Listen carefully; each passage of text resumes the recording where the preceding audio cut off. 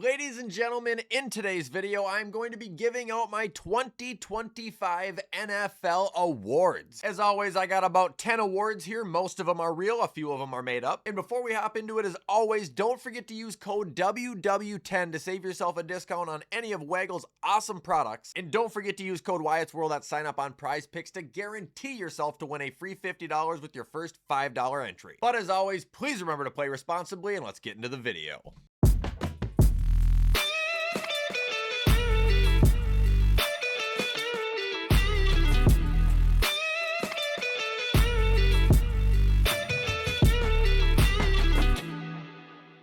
Okay, so first award that I am handing out, as always, is a personal made-up one I have that I like to call Bust of the Year. Pretty self-explanatory. Someone that was drafted at least in the first round and did not perform to their expectations or even close to it. This award kind of lingered around and floated around a few different names throughout the year, but it has landed on one that I think is most deserving, and that is none other than Matthew Golden. I have receipts after the draft in my comments. You can go back and look at them. People talking this guy up, people saying that I was underrating him. The Packers finally had their first round receiver. He was really gonna be the it factor. And the guy finished with 29 receptions for 360 yards and 0 touchdowns in the regular season. Like, this guy literally did not help Green Bay with anything until a touchdown in the postseason, which, by the way, they lost that game. Never too late to turn it around, but Matthew Golden, you were the Bust of the Year.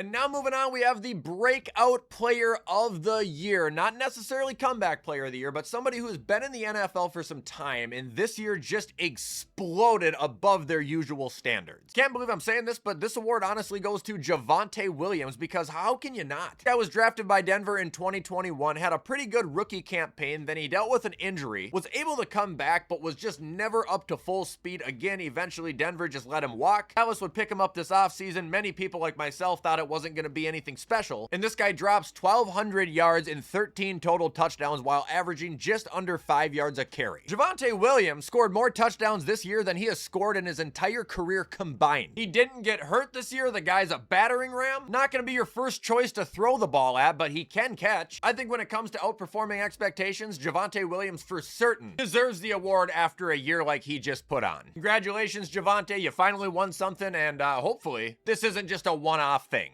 And now we move on to the Most Improved Team Award, the last made-up award, and again, this is very self-explanatory, but this award will go to the team that, you know, realistically, I think went from nothing into something at the highest caliber. And I'm sure you don't need to think too hard about this one, because everybody should have the same answer in my opinion. It has to be the New England Patriots. They went from 4-13 to 14-3 in the AFC Championship game. They went from scoring 289 points and allowing 417 to scoring 490 and allowing 320. Point differential went from -128 to +170. This team literally went from 0 to 100. End of discussion. Patriots are the most improved team.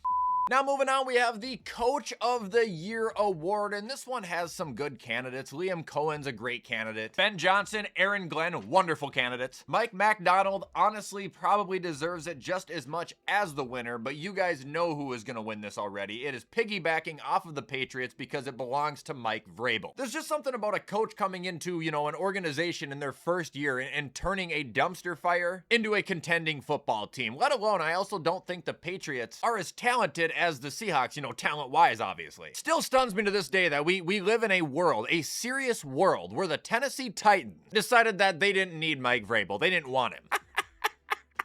That'll bring us to the Comeback Player of the Year award. Phillip Rivers. Kidding, kind of. This award goes to Christian McCaffrey, and I think that's flying colors. I think everybody should agree on that. I don't think an award, honestly, has ever been as easy to hand out as this one. Christian McCaffrey played 4 games last season. Didn't have a single touchdown either, and then spent the rest of his year trying to rehab himself for getting ready for this year. Brother, keep in mind, we're in year 9 of Christian McCaffrey's career, and he just threw up a 2,000 scrimmage yard season. 17 total touchdowns, 102 receptions. Total yardage wise, this was the second best season of his career. I mean, dude, he had 413 touches this year. Definitely deserves to be an MVP finalist, and he for certainly was the MVP of that team. That offense is nothing without McCaffrey. He's seriously had such a bizarre career because he does get injured quite often, but when he doesn't, he is consistently like the best running back in football. CMC is the Comeback Player of the Year.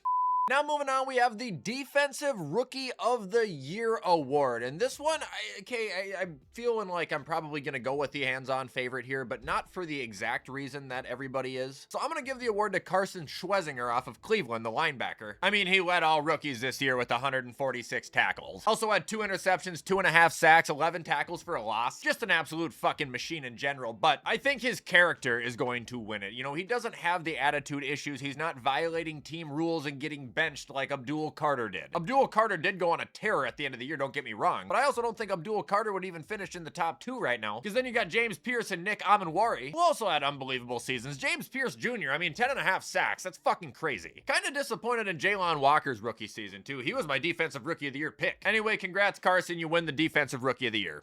Now it's time for the Offensive Rookie of the Year, and this one can go a bunch of different ways depending on how you look at it. I see people siding with Tet. I think that's fine. Some people are siding with Schluck. I think that's fine. Travion Henderson, not a bad pick. Personally, me, I'm going with Jackson Dart because I think he is literally him. Like I said in the last ranking, I think he is the game-changing quarterback New York has been striving for. I mean, sure, he has great rookie stats, 15 touchdowns, 5 picks, decent completion percentage, had like 9 rushing touchdowns. And don't get me wrong, he had his fair share of bad games and bad moments. He's a rookie. Rookies do that. But man, does that New York Giants offense look like a literally completely different team when he is and he isn't playing. I think he's shown tremendous talent. I think he has been the best rookie of the year, and I think with John Harbaugh as his coach and, you know, a healthy offense with a healthy Malik Neighbors, he's just going to continue to get unlocked. Jackson Dart, your Offensive Rookie of the Year.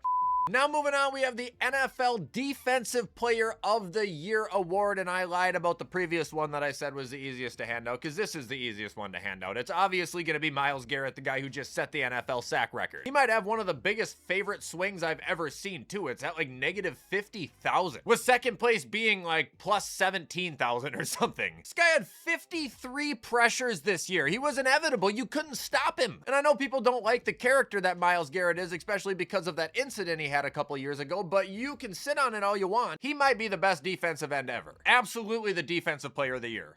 That'll bring us to the Offensive Player of the Year award, and this one is probably the toughest in the sense that there's 2 players who deserve it equally, and I have to pick one. Obviously, those players are Puka and JSN. I mean, virtually identical seasons here. Both had 1,700 yards. JSN slightly more yardage. Puka a couple more receptions. Both had 10 touchdowns. Both were on ESPN highlight reels every single week. I don't think there's a wrong answer as long as you are selecting one of these 2. I'm actually gonna side with JSN though here. I think he deserves it, truly. Not that Puka doesn't, but JSN just exploded. He really changed that Seahawks team this year. Not that Sam Darnold didn't help contribute. But I mean, this guy really took himself from, you know, I would say a top 15, top 10 sort of spot into the top 3 without a question. Well, I suppose I should have said top 5, but I would probably have him as the number 3 receiver in football right now. No disrespect to you, Puka Nacua, and no disrespect to anybody who picked him. I'm just going with JSN, Offensive Rookie of the Year.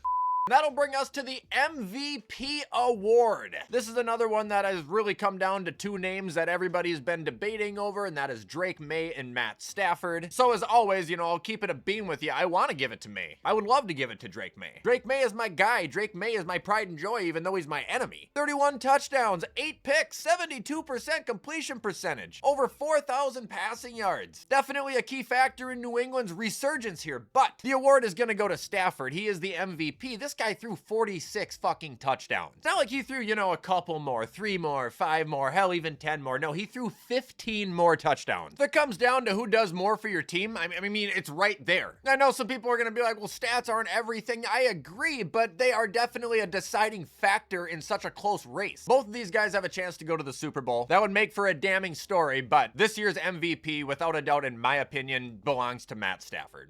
And that is going to do it, ladies and gentlemen, for my 2025-2026 NFL Awards. Hope you guys enjoyed this video. As always, feel free to let me know your feedback in the comments. Let me know where we differ. Let me know where you agree. And also feel free to show any support because you know I appreciate it. But in the meantime, I'm going to get this whipped up so you guys can all watch it on time. I hope you have a great rest of your week. And as always, I will see you in the next video.